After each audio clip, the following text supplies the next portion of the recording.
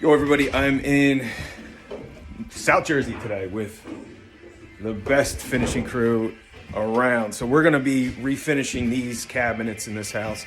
We're bringing our equipment in here because it's pretty cold outside. Got to warm it up. But here's the kitchen. It's a cherry kitchen. You've seen this 100 times before.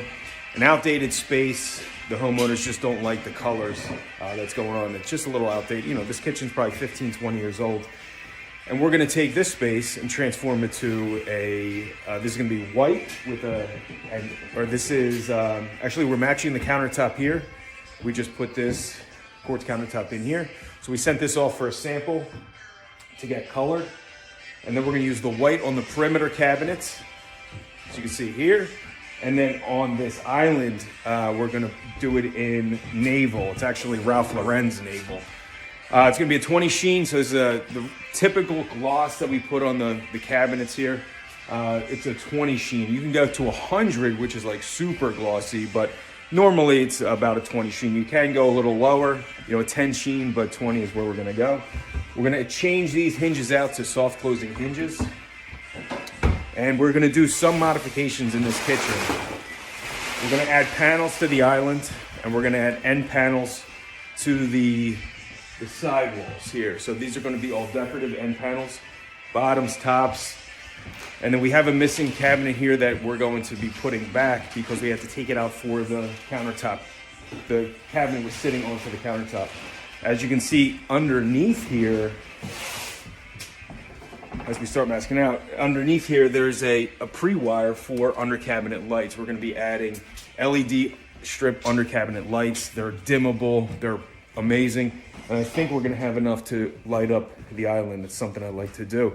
And also on this glass cabinetry, we're gonna light up underneath, and then we're gonna light up inside the cabinet, so we have some in-cabinet lighting. There's no uplighting available here because the crown touches the ceiling.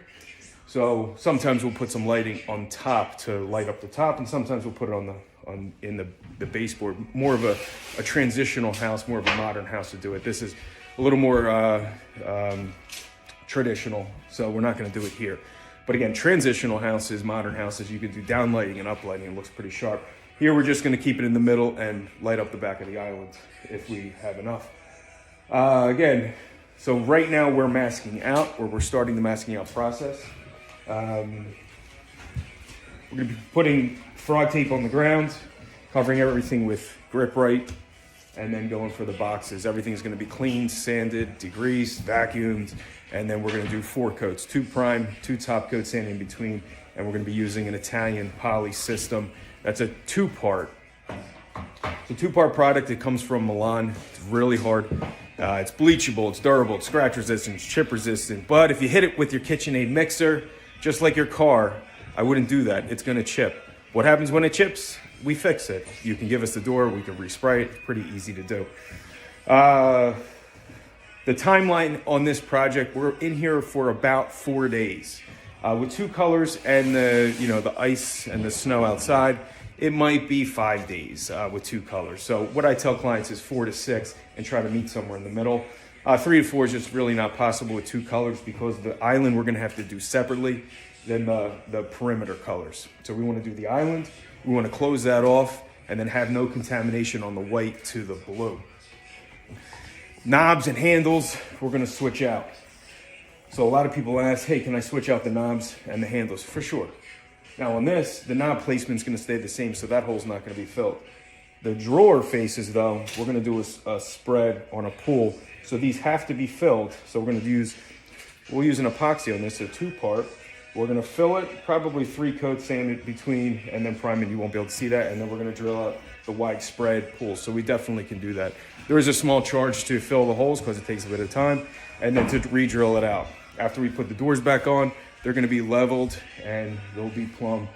And again, with the soft closing hinges that we're gonna add on, which is a real inexpensive but upgrading feature, you'll have a nice, easy swing. Now we can modify the drawer box and put soft closing glides. Now these glides don't have them, they slam.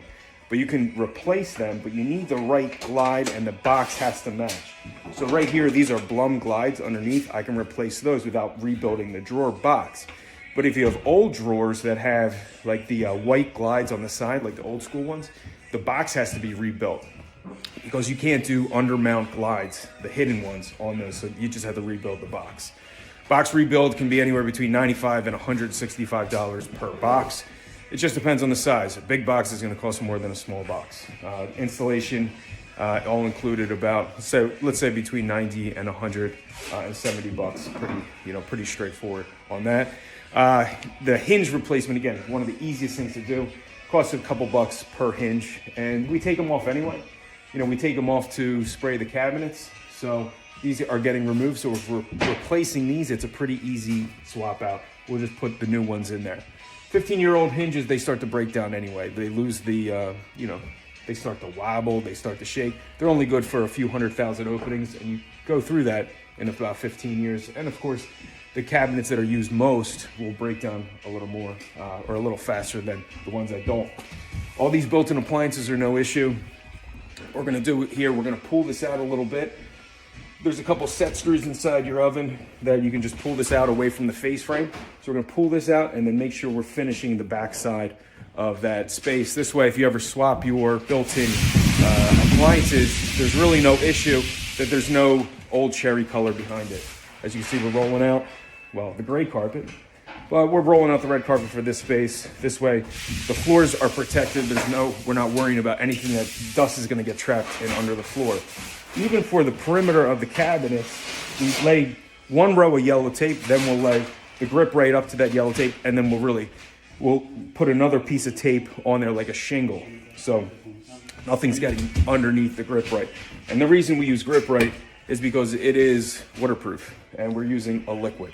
So instead of using paper that things could penetrate through, the grip right's great. You can spill solvent on this and clean it up fairly quickly and it won't penetrate through, and that's what we're looking for. In a minute, we're gonna outline the countertop or where the sink is, just to make sure that if anybody's working in this area, they know exactly where the sink is. Pretty important.